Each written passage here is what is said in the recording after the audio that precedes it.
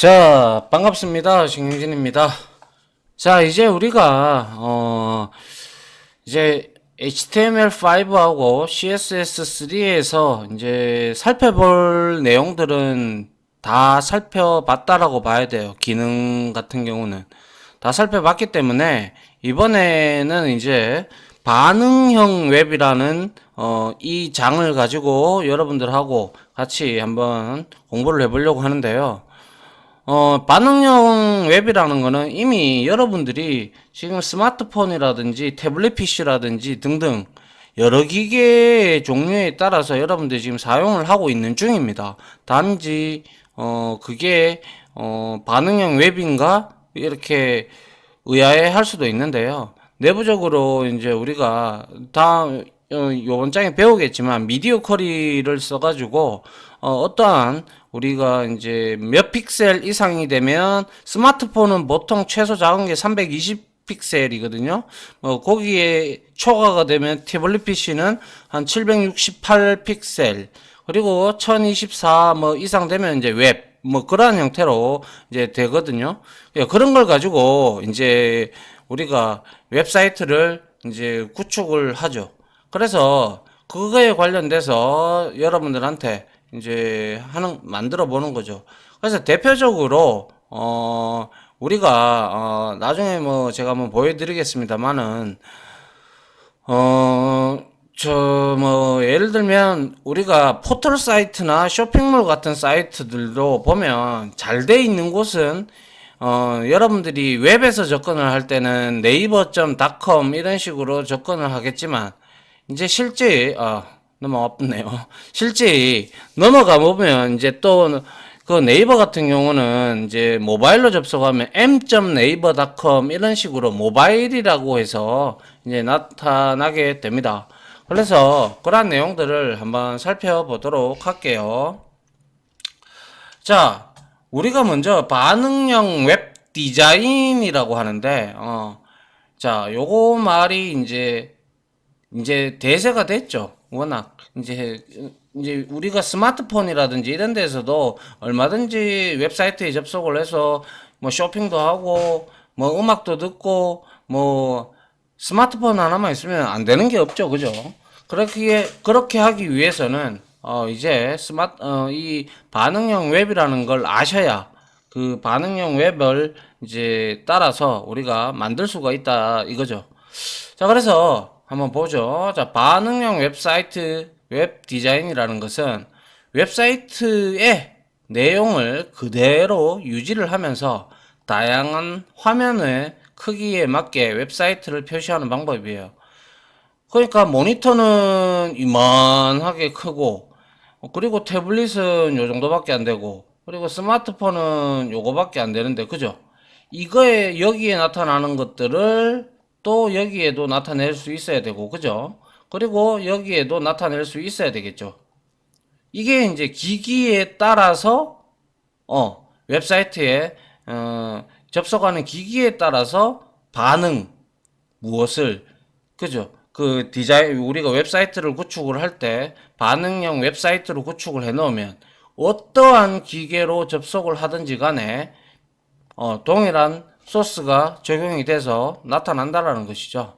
그래서 다양한 화면 크기의 모바일 기기들이 지금도 마찬가지입니다. 지금 갤럭시 S20이 나오고 있고 그런데 나오죠. 쏟아져 나오는데 그때마다 그 크기에 맞춘 사이트를 별도로 제작하는 것은 상당히 비효율적이죠. 맞잖아요.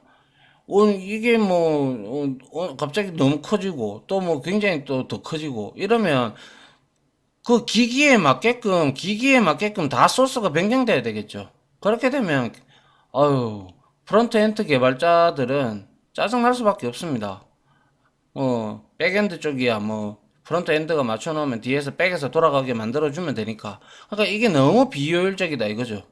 그래서 화면 크기가 어떻게 되든지 간에 상관없이 화면 크기에 반응을 해서 화면 요소들을 자동으로 바꾸어주는 사이트를 구현하는 게 바로 반응형 웹 디자인이다라고 우리가 말을 합니다. 상당히 중요한 용어고요.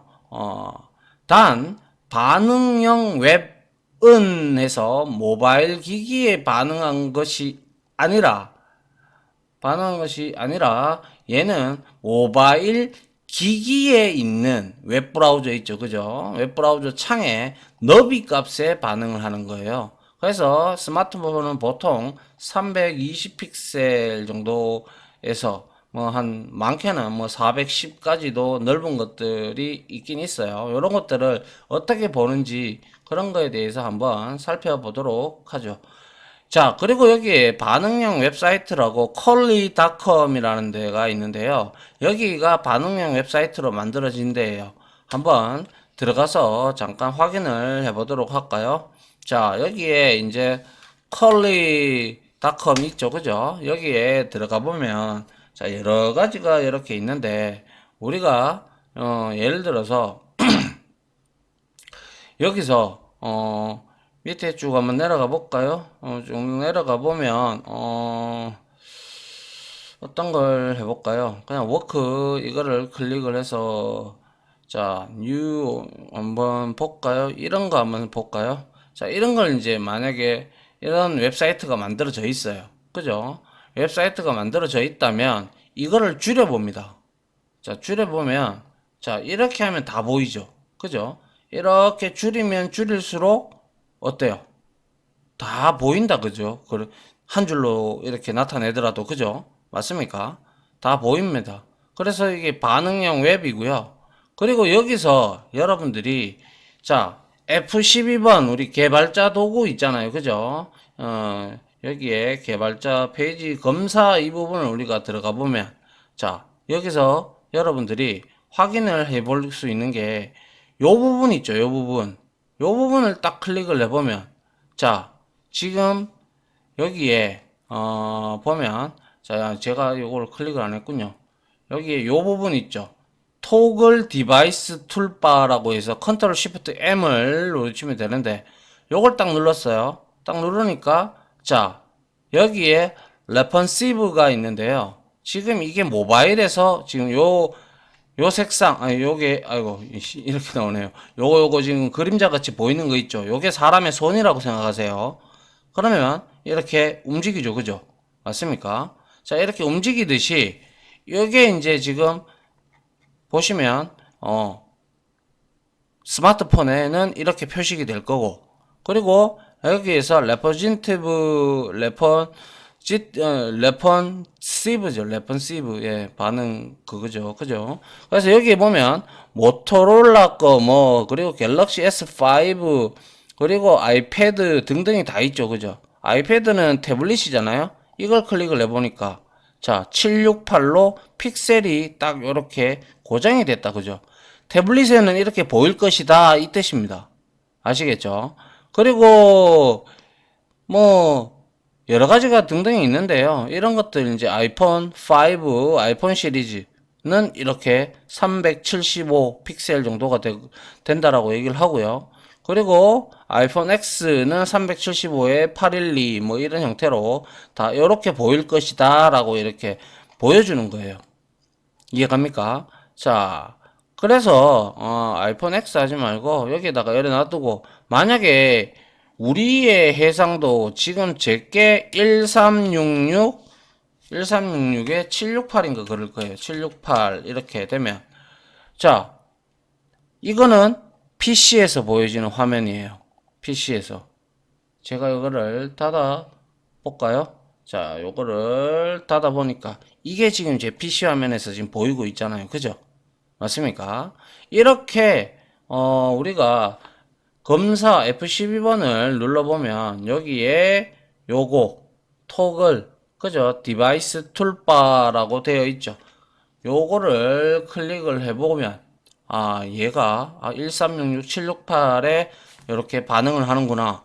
아니면 만약에 내가 이렇게 꾸몄어. 그리고 나서 미디어 커리에 어떻게 아직 미디어 커리는 배우지 않았지만 내가 이거를 아이패드로 바꾸면 반응형 웹으로 바꾸면 요렇게 되더라 이거죠. 그리고 뭡니까? 갤럭시 S5에는 이렇게 나오더라. 360에 640으로. 그러면 우리는 손으로 쭉 이렇게 밑으로 내리고 드래그를 하잖아요. 그죠? 그런 것처럼 이렇게 기기에 따라서 웹사이트를 다 보여주는 거예요. 그게 바로 기계에 반응을 한다. 근데 여기에서 말하는 기기는 기기의 웹브라우저의 너비에 반응을 하는 것이지, 그게 아니라 뭐 갤럭시 5 이러한 종류에 따라서 반응을 하는 게 아니고요. 다시 한 번 더 말씀드리지만 갤럭시 S5라면 그 S5에 여러분들이 브라우저가 있을 거 아닙니까? 그죠? 네이버라든지 구글이라든지 여러 가지가 있단 말이죠. 파이어폭스 쓰시는 분들도 계실 거고, 거기에 브라우저의 너비에 맞춘다 이 말입니다. 기기도 기기지만 엄밀히 얘기하자면 무슨 말인지 아시겠죠? 자, 이게 바로 우리가 반응형 웹의 예시라고 볼 수가 있을 겁니다.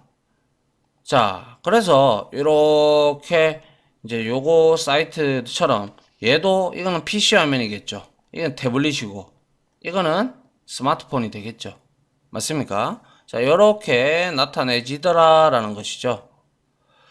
그래서 이제 한번 보도록 하죠. 다음 장은 한번 보죠. 자, 반응형 웹의 디자인을 하는 데 있어서 장단점이 존재하는데요. 장점은 앞서 말씀드린 바대로 모든 스마트 기기에서 접속이 가능하고 가로 모드에 맞춘 레이아웃도 변경 가능합니다. 그리고 사이트를 유지 및 관리가 용이하죠. 그래서 반응형 웹에서 사용하는 기술은 W3C, 그죠? 알죠? 월드와이드 웹 컨소시엄에서 웹 표준으로 지정한 HTML과 CSS로 다 이루어져 있기 때문에 어떠한 스마트 기기에도 다 접속이 돼요. 하지만 중요한 그 단점이 있죠. 단점은 이 반응형 웹 기술이 최신 웹 표준인 CSS3에, 우리가 지금까지 배운 게 CSS3이죠. 그죠? CSS3의 일부. 그래서 얘는 단점은 최신 모던 웹 브라우저에서만 지원을 하더라라는 거죠. 그래서 하지만 이제 우리가 최신 브라우저만 지원하기 때문에 하위 브라우저는 적용이 되지 않는다는 단점이 있다. 그 이유는 바로 반응형 웹사이트를 우리가 뒤에서 배우겠지만 웹사이트를 제작하기 위한 기술 중에 미디어 쿼리와 플렉스 박스가 있는데요. 이 미디어 쿼리와 플렉스 박스는 최신 웹 표준인 CSS3의 일부이기 때문에 하위 브라우저에는 적용이 되지 않습니다. 아시겠죠? 그러면 만약에 최신 웹 브라우저는 적용이 안 된다. 그럼 어떻게 해야 돼? 다시 컨버전을 하든지 아니면 모바일 전용으로 만드는 수밖에 없죠. 그래서 웹 표준이 있는 거고, 앞으로 계속 이렇게 나올 거니까 뭐 이제 PC에 웹 브라우저를 업그레이드를 한다든지 뭐 그렇게 가는 수밖에 없습니다. 뭐 웹킷 뭐 이런 것들도 우리가 여기서는 조금 적용이 안 된다라는 거, 미디어 컬이라든지 플렉스박스라는 부분 알겠죠?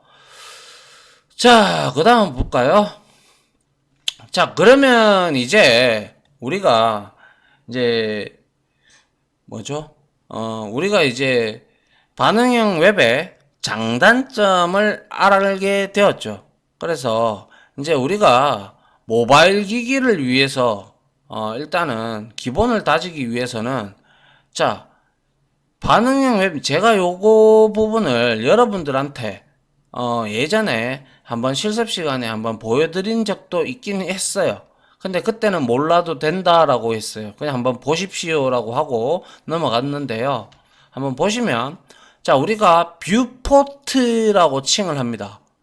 이 뷰포트라는 것은, 자, 스마트폰에서 실제 내용이 표시되는 영역을 우리는 뷰포트라고 합니다. 알겠죠? 그래서 PC 화면과 모바일 화면의 픽셀의 표시 방법이 틀리겠죠, 당연히. 그죠? 그렇기 때문에 모바일 화면에서 의도한 대로 표시되지가 않아요. 사실 이거를 지정해 주지 않으면. 그래서 뭐 뷰포트를 지정을 하면 기기 화면에 맞게 알아서 확대 축소를 해서 내용이 표시가 됩니다. 아시겠죠? 그래서 이렇게 뷰포트를 지정하는 방법에는요, 우리가 요렇게 한번 보시면 될 것 같아요. 모바일 기기에 우리가 적합한 사이트를 우리가 만약에 제작을 했죠. 예를 들어 제작을 했다고 해도 정작 스마트폰 화면에서는 내용을 확인해 보면 페이지의 글자가 아주 상당히 적게 표시되는 경우가 있어요. 이것은 바로 우리가 웹키트라는 기반인 모바일 브라우저, 웹키트라는 기반의 브라우저란 뭐냐면요, 브라우저를 동작시키기, 여기 있죠. 그죠? 자, 모바일 기기에 적합한 사이트를 제작했더라도 정작 스마트폰에서 내용을 확인하면 글자가 매우 작게 표시된다. 그 이유는 바로 웹키트 기반의 모바일 브라우저들의 기본 뷰포트 너비가 980 픽셀이기 때문이에요. 그래서 이런 이유로 뷰포트가 필요하게 되었다는 것이죠. 무슨 말이냐면 다시 한 번 더 설명을 드리면, 자, 기본 뷰포트가 이렇게 980 픽셀이에요. 그죠? 이렇게 980인데 이거를 320 픽셀짜리로 이제 다시 나타내야 되잖아요. 웹키트 기반이니까. 그러다 보니까 아무리 여기에 적합한 의도대로 했다고 한들 얘는 글자를 작게, 글자나 이미지나 전부 다 작게 나올 수밖에 없죠. 맞잖아요.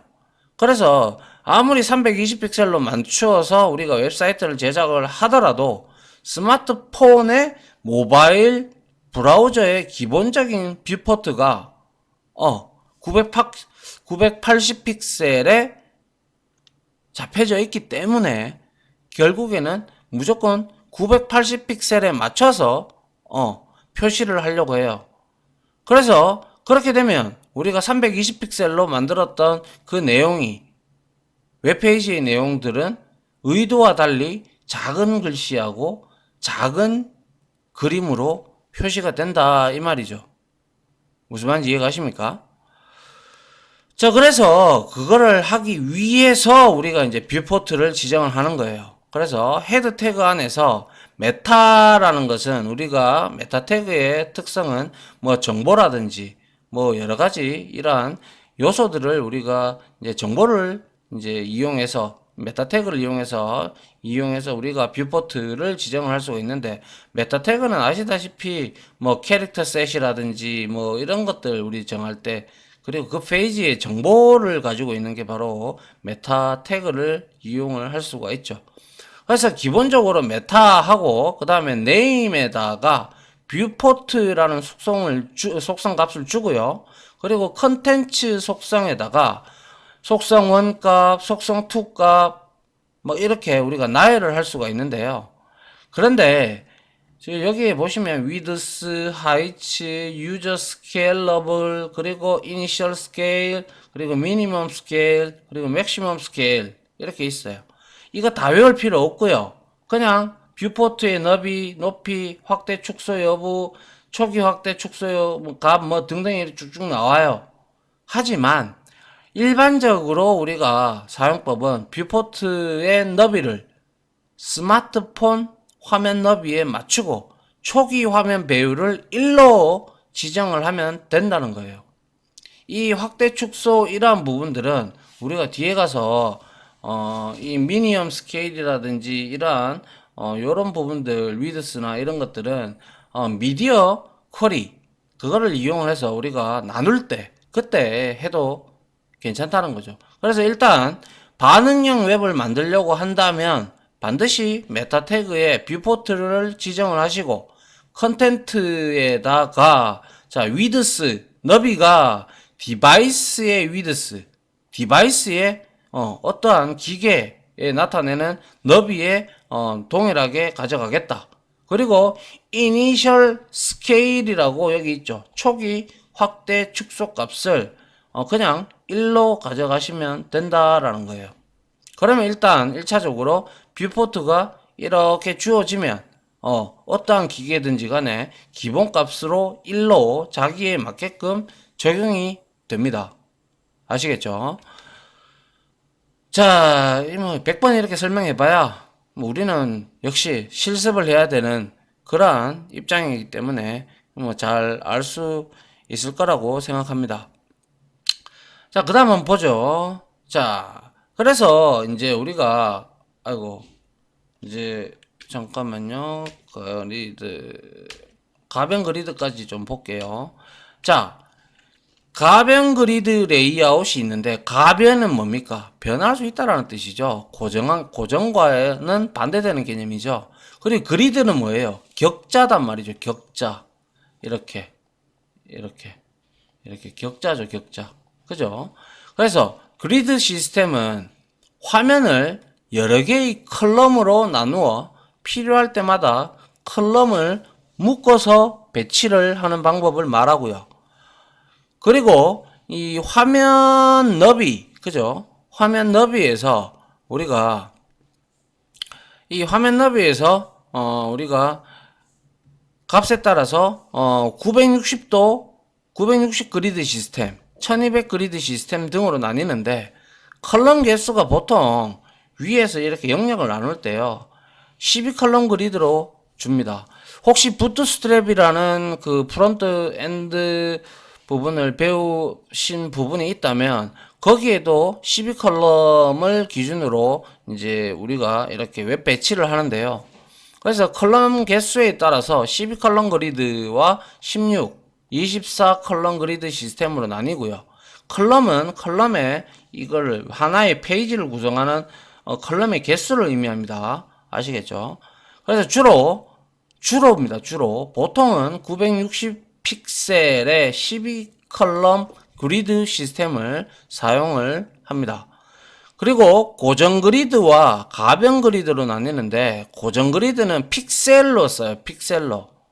픽셀로 쓰기 때문에 화면의 너비가 일정하게 고정하고 레이아웃을 만들어요. 그래서 예를 들면 이거는 이제 반응형 웹에서는 사용하면 안 되겠죠. 그래서 PC 전용 사이트 제작 시에 편리하다라는 거죠. 왜냐? PC 전용은 정해져 있으니까 그렇죠. 허나 이 가변 그리드 같은 경우는 화면 너비를 퍼센트와 같은 상대적인 개념으로 가변 값으로 지정을 합니다. 그래서 가변 그리드 레이아웃을 사용할 경우에는 너비 값이 줄어들면 실제 컨텐츠를 확인하기 불편하므로 간결한 디자인을 하는 게 좋죠. 자, 이거 한번 보세요. 이거는 지금 960 픽셀에 12컬럼 그리드를 썼어요. 물론 960이 아니고 940이니까 좌우에서 10씩 패딩이 들어가 있다고 가정한 레이아웃인 거예요.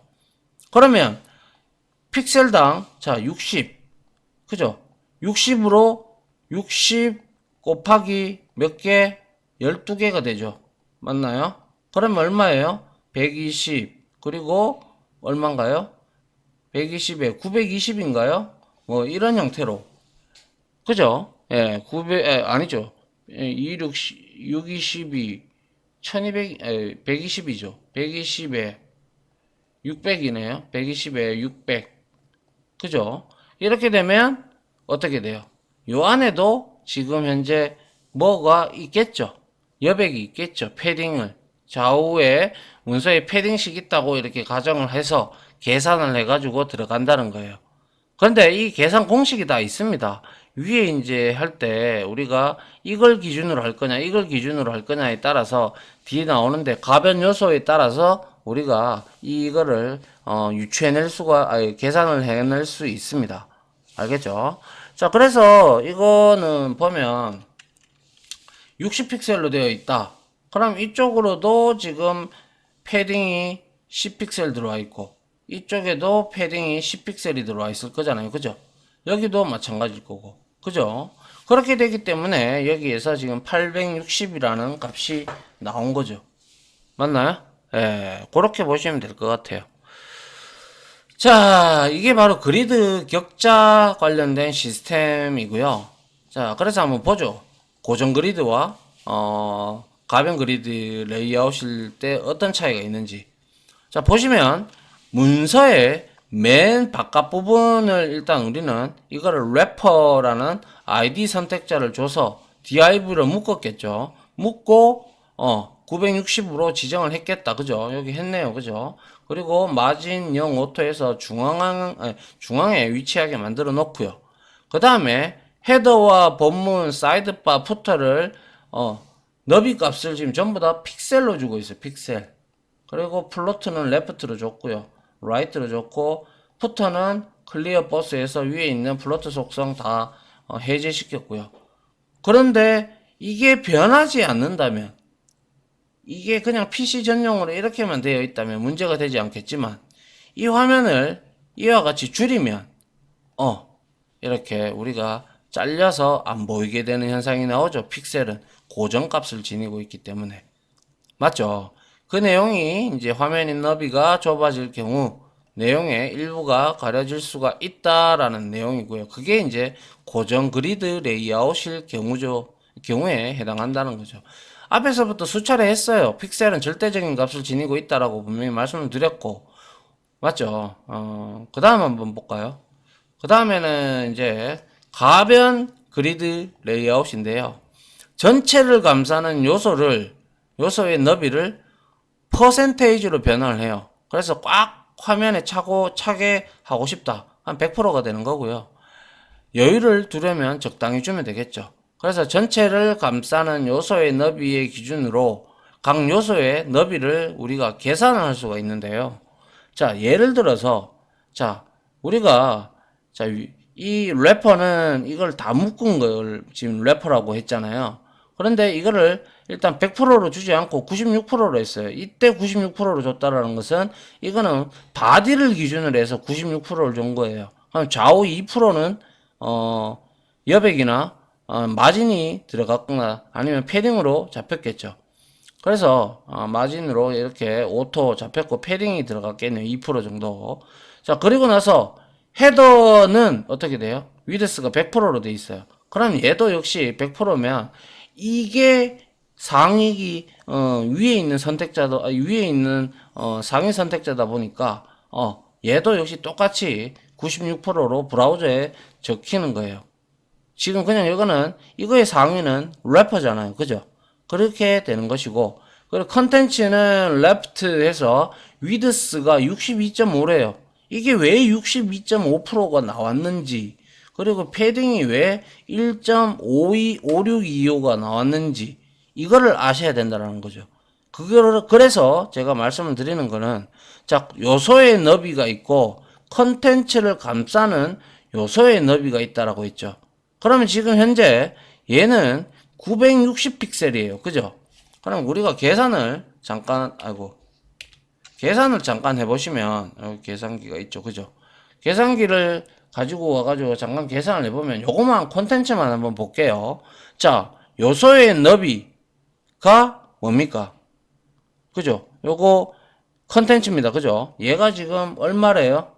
600이고, 전체를 감싸는 요소의 너비는 960이에요. 그죠? 그래서 우리가 자, 600 픽셀 나누기 960 했어요. 얼마냐? 여기다가 곱하기 100을 해줘야 되겠죠. 그죠? 퍼센테이지니까. 그래서 62.5%가 이렇게 나온 거예요. 이해됩니까? 예. 그리고 패딩이 15픽셀이 들어갔다고 했으니까 15픽셀도 역시 계산하면 되겠죠. 어떻게? 어떻게 하면 돼요? 그죠? 15 나누기 뭡니까? 960 아닙니까? 그죠? 900, 이거는 이제 고정 그리드, 잠깐만요. 960. 를 넣으면 0 곱하기 100을 하면 어떻게 돼요? 곱하기 100. 곱하기 100을 하니까 1.562 딱 나오죠. 그죠? 이러한 형태로, 이게 공식이라는 거죠. 가변 그리드 레이아웃을 만들 때. 그래서 어떤 놈이 기준으로 할 거냐? 그거를 이제 우리가 잡아줘야 되겠죠. 맞습니까? 예. 그래서 이 가변 그리드 레이아웃은 이렇게 만들어도 줄어들어도 퍼센테이지로 할당이 되었기 때문에 그 위에 상위 요소가 뭡니까? 줄어들기 때문에 얘도 퍼센트로 이렇게 줄어든 곳에서 그 퍼센테이지를 차지하기 때문에 이렇게 다 보이는 거예요. 아시겠죠? 이게 여러분들이 이해를 좀 하셔야 되는 부분이죠. 자, 요까지 하고요. 일단은 첫 번째 이론은 마치고, 이걸 가지고 우리가 한번, 실습을 하는 시간을 좀 갖도록 하겠습니다.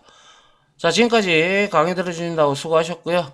저는 다음 실습 강의로 바로 찾아오도록 하겠습니다. 다들 고생하셨습니다. 감사합니다.